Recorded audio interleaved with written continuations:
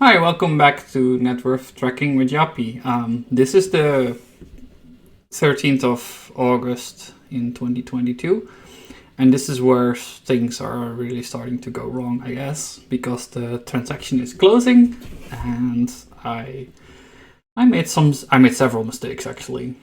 Fundamentally, I think I just shouldn't have bought this house. I really couldn't afford it. I needed to take out so many loans to make it like operational that I should have waited. I remember being really stressed in this period. There was like no fucking reason for me to be stressed aside from my real estate dreams. And I don't think your dreams should make you stressed, especially if you have sufficient like income and like there was no reason to do this.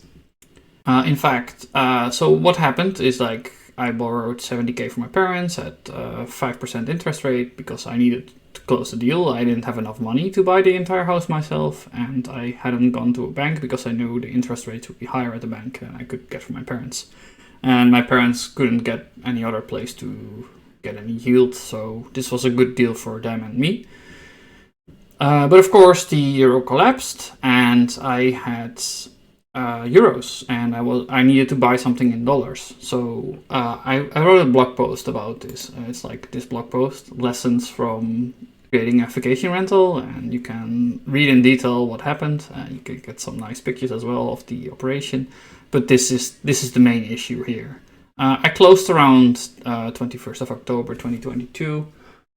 Like around the time in August, I hadn't closed yet, but I was setting everything up, right? I was like getting the loan, I was getting the money on my bank account, and so this was like around the time I guess I made a contract around here, and so this is like 5% or 7% or something going down. So the property essentially became 7% more expensive for me. On $170,000, that's like a lot of money. So that's like around $8,000 or $10,000 more, 10,000 euros more. So it was a big jump up. Anyway, let's go over the numbers for now. I had 8 euros in cash, 260 euros in Aruban currency. I wasn't on Aruba at the time. I went back to the Netherlands. And this is what I mean. I had the loan already available on my bank account. So this is not my money, this is loaned money. And I was just saving up cash as much as I could. So I wasn't spending any money, or I wasn't sending anything to the brokerages anymore. I was like selling stuff on the brokerage. So, we no longer get these windfalls from the stock market going up moving forward. Checking account, 50 euros. We got 4 cents on Bink, so I essentially cashed out this account. I got the pension account, which I cannot access. I think I completely forgot about it around this time, but yeah, it's the same. Shares and Superseed, I cannot cash out either, so that's the same. Brokerage, I started cashing out around this time. So all the shares I owned, I started selling them and putting them just in cash. Because I needed to close this deal. I had 175,000 euros in home equity, which I cannot access either.